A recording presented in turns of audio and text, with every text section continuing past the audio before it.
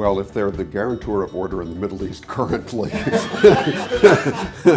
I think someone should ask for a refund on their premiums. So what is Al-Qaeda? What do we mean when we say Al-Qaeda? So I always try to focus first on the thing itself, the organization. So it has a very specific history. It was founded in 1988. If the civilians were in a position to pursue them in a non-violent environment. That transformation, I was hopeful that it might arise in my lifetime.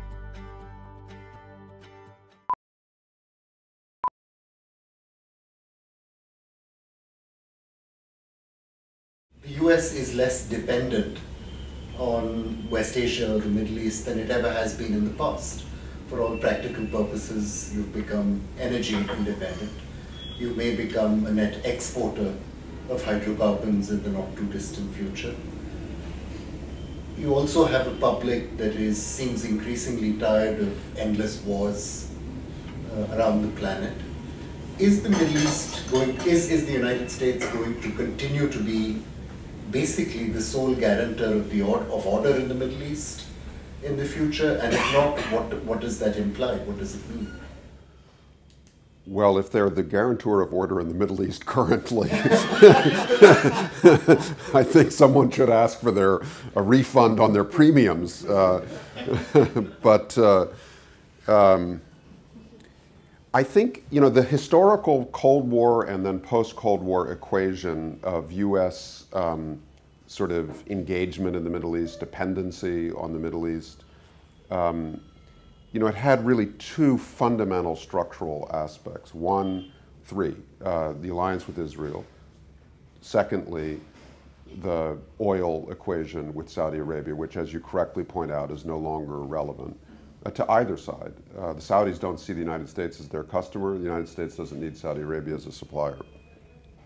But the third was the development, very clear-eyed but never articulated very loudly in public, right from the beginning of the post-Second World War era, of the Gulf, the lightly populated, lightly governed, but elite bargained relationship with Saudi Arabia, then later UAE, Bahrain, and now Qatar.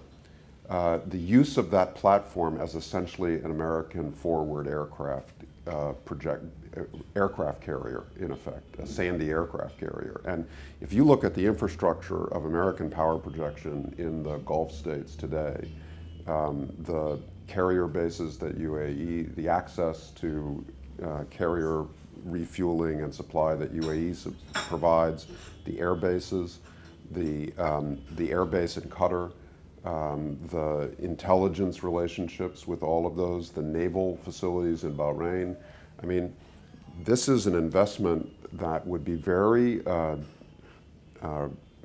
difficult for an American president to lose or to walk away from. And of course, the Pentagon, above all, their whole strategy for American power projection, not just in the Middle East, but facing towards Asia, and even in a global sense, that is so fundamental to their structure that it's just hard for me to see the U.S. initiating change, and they worry continuously about the stability of these regimes. Of course, they're of different. They present different problems. The indigenous populations of UAE and Qatar and Bahrain, not counting the history of restive Shiism among its population. Let's take UAE and Qatar, who are absolutely critical to the defense infrastructure of the United States. Their indigenous populations are so small and the wealth is so great that they look quite stable. Saudi Arabia presents a different problem because it has a young, larger population and a more restive one. The rise of ISIS. You had President Obama a few days ago cautioning against seeing this as the coming of World War III. But there is concern across the Middle East that many regimes to come, and including the Gulf monarchies, might be vulnerable to destabilization in the future. How real is that threat in your view? I think it's a little like Syria. The monarchies are clear. The Saudi monarchy is clearly vulnerable to domestic unrest. It has a large, young, undereducated population that has been exposed to a form of politicized ideology that has revolutionary characteristics baked into it. I don't see the Islamic State necessarily as the vehicle for a sustainable revolt by Saudi young men against the government, because the Saudi state has a record of being able to repress that kind of movement that is so explicit and almost inviting a very violent response. But what you could imagine would be a more broadly based dissatisfaction of the Arab Spring character with the Saudi regime that leads to chaos of some sort, violence of some sort, and then having factions emerge, as they did in Syria, claiming the revolution in the name of various Islamist ideologies and brands, and that would be an opportunity for the Islamic State that not only they would exploit, but certain faction leaders, in such a civil conflict or revolutionary environment would seek to exploit as well. That's usually the way these things evolve. In a way, that's what's happened in Iraq, too. The Islamic State is just a flag that the disenfranchised Baathists, among others, decided to wave because it was effective after years of being sort of marginalized and failing to negotiate an acceptable share of power with the Shia-led government. You have studied Al-Qaeda very carefully, and now the big headline is IS. How do you see the future of Al-Qaeda? The organization that was founded in 1988 and then reconstituted in Afghanistan in 1996 and then migrated to the Fatah in 2001, 2002, then it rebuilt itself in the period between 2002 and 2011. And as it rebuilt itself, it attracted a lot of international volunteers again, some of whom were quite talented, many of whom were motivated, some of whom were British, some of whom were American and German. And at their high watermark, 2006, 2007, Assahab was pumping out videos. They were a second-generation media organization, and they were carrying out a whole series of quite potent terrorist attacks in the region, against embassies in Islamabad, blew up the Marriott Hotel, worked on attacks in Britain, trained the guys who did the underground in 2005, trained the guys who almost blew up 11 planes over the Atlantic 2006. And as all of this accumulated, the Americans said, well, we're going to concentrate on this through an undeclared air war.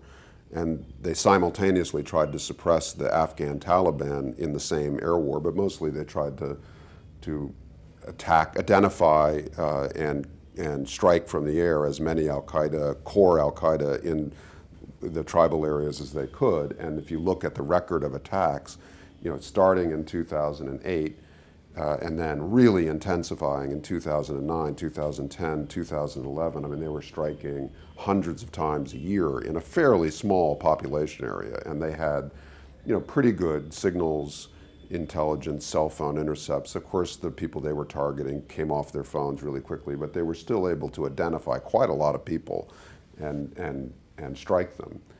By 2012, 2013, for various reasons, they had really suppressed that organization to the point where it was no longer training bombers who were walking into European or American cities. Now, So that history is the history of core Al-Qaeda. Where could it lead now? Because they did hit a kind of a low mark in 2013, 2014. If Afghanistan collapses into another civil war, then there will be space for someone to try to revive the history of that movement, and you see some of that, incipient competition happening, I guess, now in Afghanistan. There's another history of Al-Qaeda, which is the history of the franchises. So as they revived in 2002, 2006, these affiliates started to spring up in Iraq most potently. That's the organization that led to the Islamic State. So the Islamic State and Al-Qaeda are in essence kind of connected that way. The franchises outside of Iraq never really amounted to the continuing history of Al-Qaeda as a global force.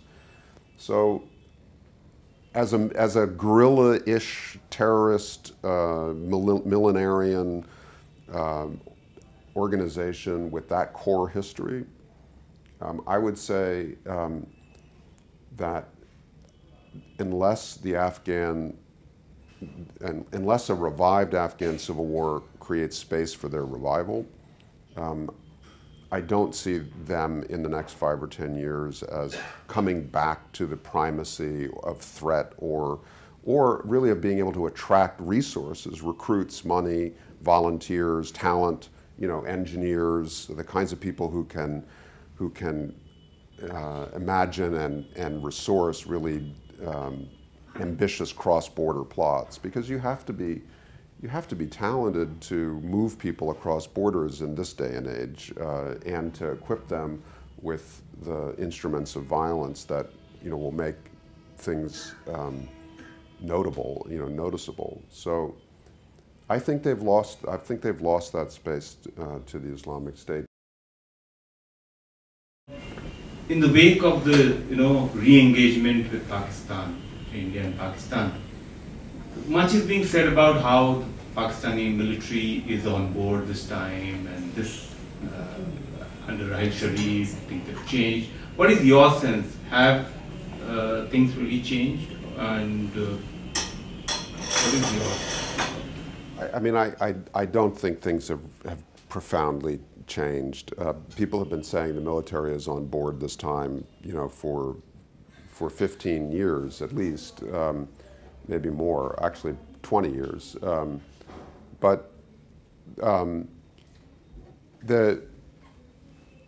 question is in order to measure that question, you would have to see a change in behavior. And there have been, on a spectrum of choices that the Pakistan deep state has made about its interests vis-a-vis India and vis-a-vis Afghanistan.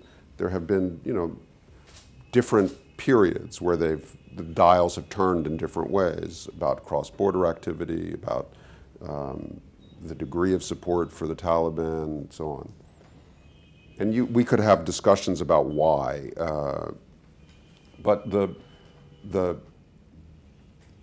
vision of a profound change, a big transformation in Indo-Pakistani relations based on economics and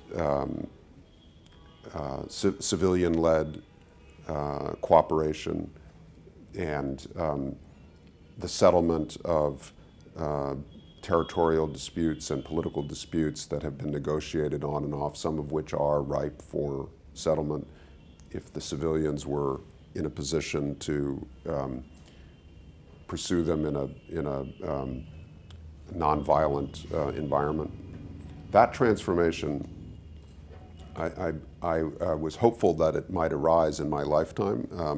I still think, if you look at the history of really troubled emerging states that have been ruled by militaries for decades and whose destiny has been shaped internally and externally by those militaries for decades, you could do a very interesting international relations, political science PhD thesis about when that ends and why does it end and how does it end. But you could you could take the cases of Argentina and Brazil and Indonesia and Turkey, and you could note that at certain points, something tipped in the incentive structure, externally, internally, and the militaries didn't disappear, but the civilians took charge of regional policy and the cost-benefit equation of militarization of that policy. And